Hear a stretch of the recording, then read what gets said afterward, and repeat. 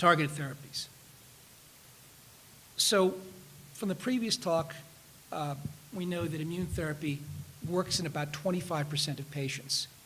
We see resistance, and there are patients who may not be able to receive chemotherapy, and so the question is, can we use precision medicine to better treat our patients in this particular setting?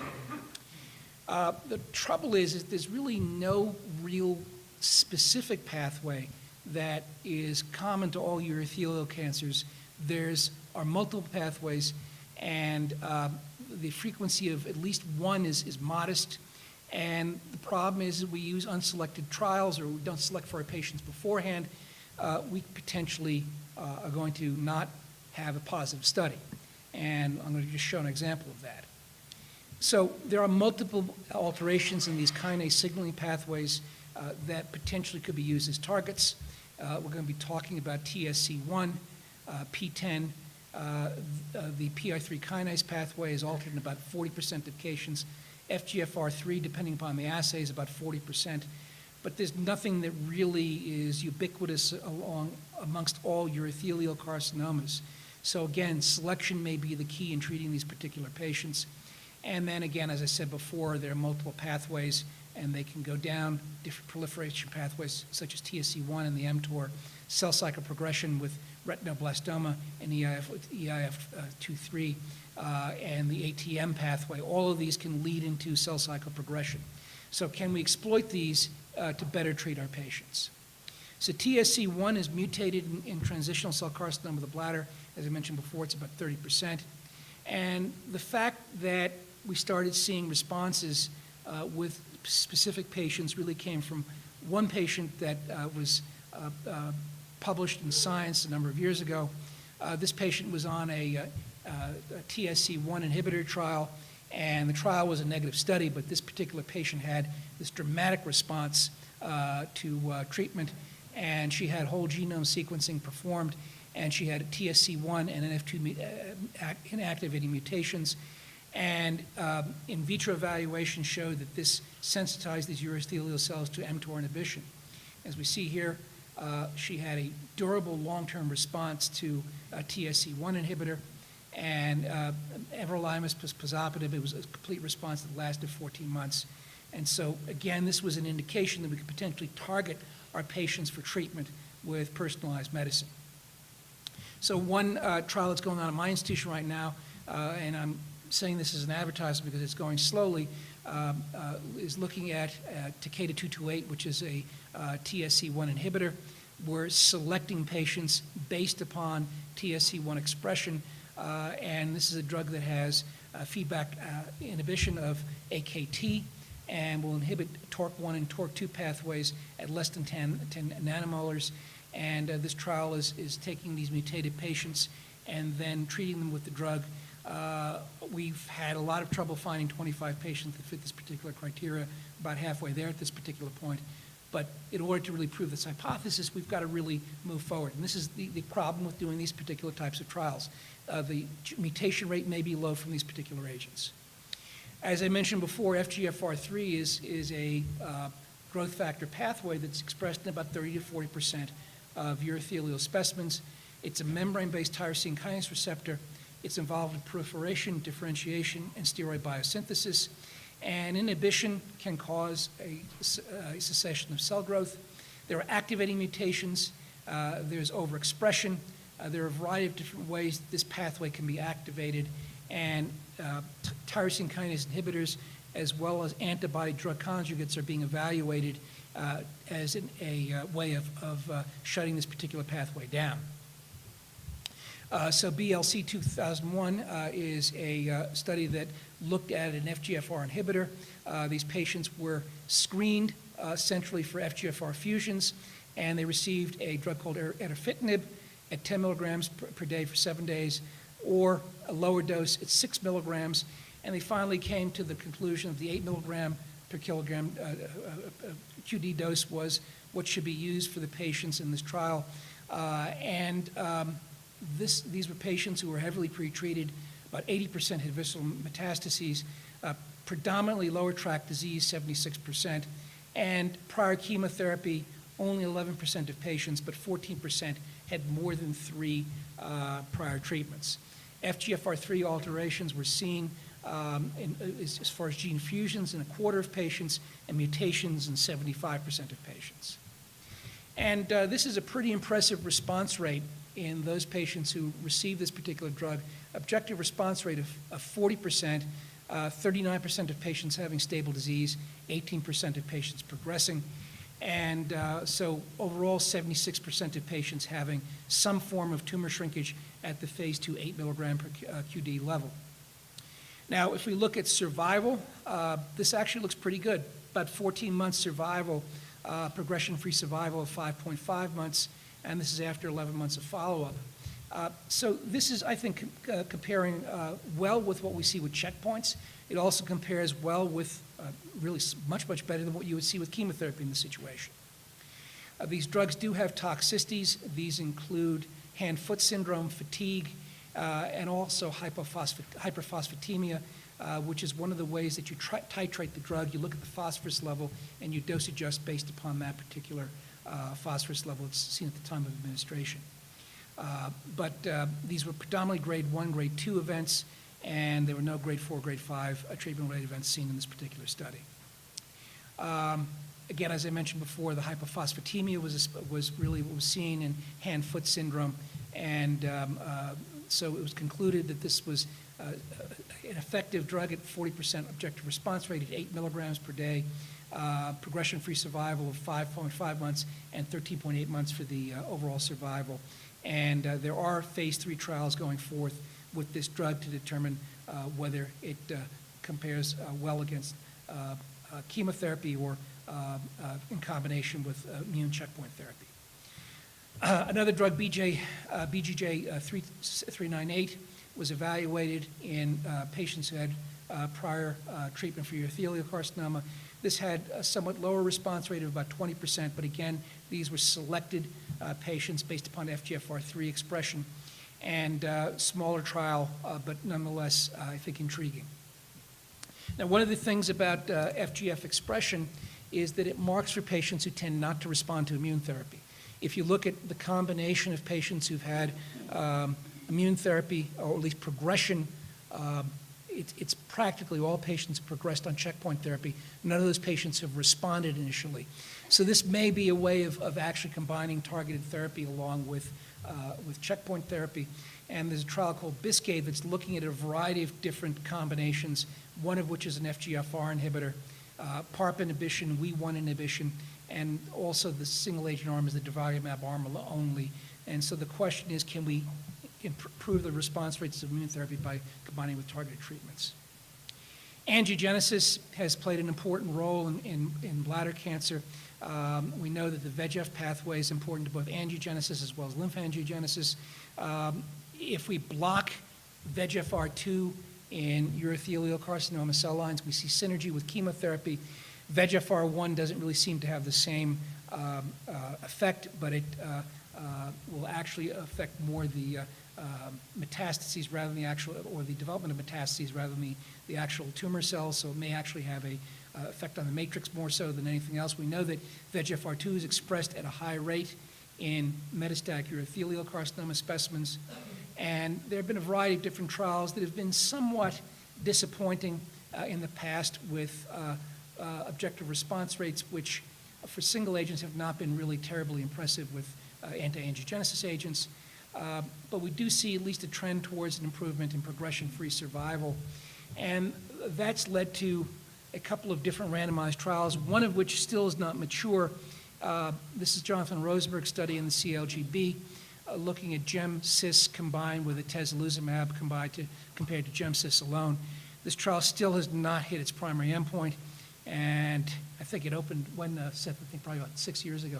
It's been in this state for quite some time, so we still need to see what the final results are before we make any conclusions about anti-angiogenesis therapy. But the RANGE trial was a trial that looked at second-line anti-angiogenesis therapy with ramucirumab, which is a VEGFR-1 and VEGFR-2 inhibitor.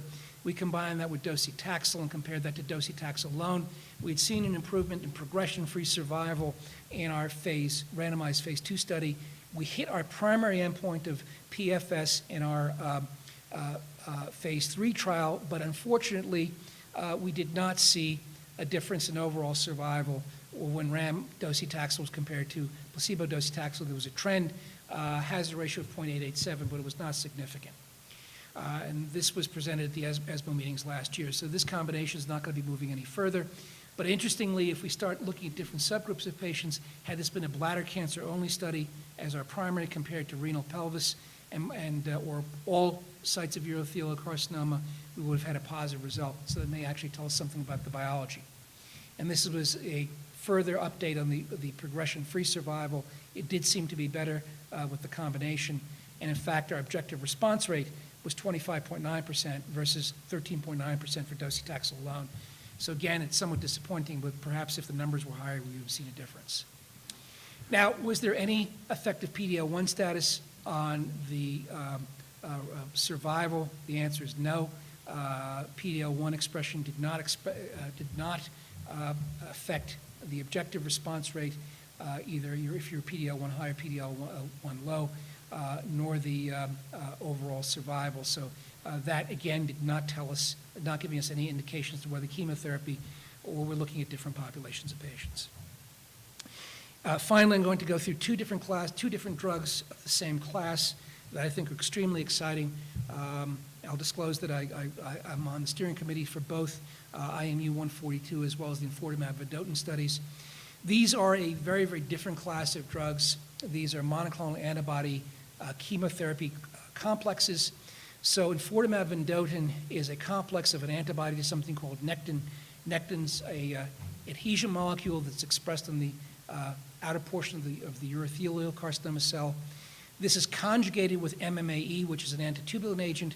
There are about 4 MMAE molecules per antibody that are delivered to the cancer cell. This is then internalized and then cleaved. And then the MMAE can go and cause its antitumor effect. If I gave you naked MMAE at the same levels, I would probably kill you based upon nausea and neutropenia. So this is really an effective way of getting more drug into the cancer cell. So a phase 1 trial was opened about 5 years ago, comparing, or at least looking at different dosages of this particular monoclonal antibody given on a day 1, day 8, and day 15 basis. There was initially a dose-finding portion, then an expansion portion. And if you look at nectin expression, this is expressed in practically all urothelial carcinoma specimens, 97%. And so we dropped the need for giving, or at least for looking for immune staining with tissue as an entry criteria for this particular drug. So this is the patients for all doses, and then our recommended dose of 1.5 milligrams per kilogram. There are right now 27 patients who are still continuing treatment, 85 treatment discontinuations for this cohort compared to 29 and 126 for the original cohort. If we start looking at disease progression, which is the predominant event of patients coming off, adverse events only about 10% of all of our patients. So it's a fairly well-tolerated drug. So this is these are the demographics of the 1.25 milligram per kilogram cohort. 67 is the median age. A good ECOG score, either 0 or 1, predominantly ECOG 1. And when we start looking at primary tumor site, predominantly in bladder, about a third of patients having tumor in liver, and about half of patients having a tumor in lung. About 79% of patients having prior checkpoint therapy, and 73% of those patients had just come off of checkpoint inhibition therapy. Side effects that we've seen with this: fatigue, alopecia, peripheral neuropathy. This is becoming more of a problem as these patients are getting out further on treatment, and rash also. We do see hyperglycemia with these patients, and that's something that needs to be checked prior to administering this particular drug. So these were thought predominantly to be related to the Enfortumab vedotin, and also, as I mentioned before, we did see diabetic ketoacidosis. This was our one grade 5 event in our patients, and he probably was septic, but whether that was related to drug or related to his overall condition is not really clear. So this is the confirmed objective response rate. It's 41%, and the disease control rate is 71%. That includes both the stable disease and the objective responses. The duration of response, the median is about 6 months. I've got one patient right now who's been on this for 2.5 years.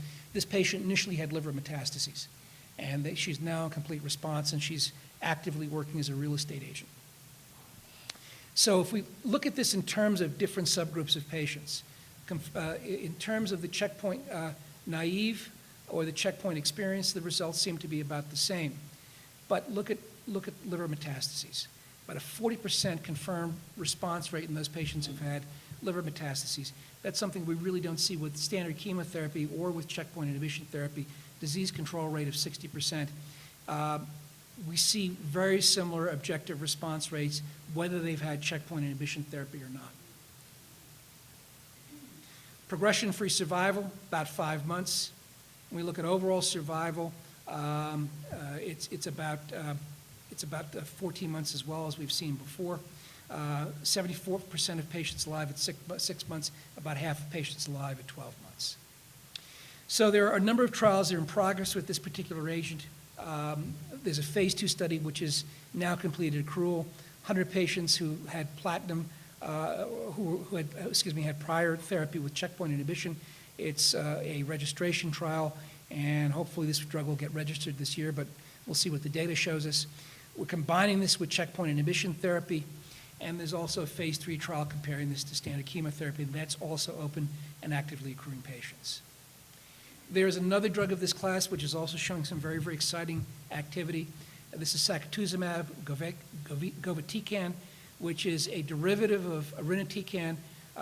It's a topoisomerase inhibitor. This is the SN38 is the active component of topotecan and irinotecan. In fact, we did a trial with SWOG a number of years ago with topotecan, which just missed its statistical plan to go forth with more patients, missed it by one response, unfortunately. So there is evidence that this agent is active in urothelial carcinoma. And it's got a different target, which is TROP2, which is a panepithelial cancer antigen, and as I said before, a different drug. It's got also different linker technology. You're getting about 8 molecules of the SN38 per monoclonal antibody. So there have been different treatment regimens. There's been a phase 1 where this has been given at escalating doses. 12 milligrams per kilogram was considered to be the maximal tolerated dose, and this was looked at in urothelial carcinoma patients. Again, very similar to our group that we saw before. These patients who had failed prior chemotherapy as well as checkpoint inhibition therapy, and different side effect pattern, predominantly diarrhea, neutropenia, as well as febrile neutropenia. And again, you would expect the diarrhea from the warhead from the SN38, which is a common side effect we see with irinotecan. But we see objective responses, a 50% complete and partial response rate, a clinical benefit ratio of 64%. And when we look at the preliminary survival data, it's very, very similar to what we see with Enfortumab vedotin. Progression-free survival about 7 months, and again, we're seeing durable responses in some patients. So this is now also going into phase 3 studies. There's a large phase 2 trial that is actually accruing patients at this present moment. So this is a novel platform. I think it's important to note that these are different drugs, and they potentially could be non-cross resistant because you've got different targets and different antibodies that are delivering these drugs to different targets. So I think, again, we potentially can see both of these drugs being used complementary in the future. So in conclusion, there are multiple targets that are being evaluated for the treatment of metastatic urothelial carcinoma.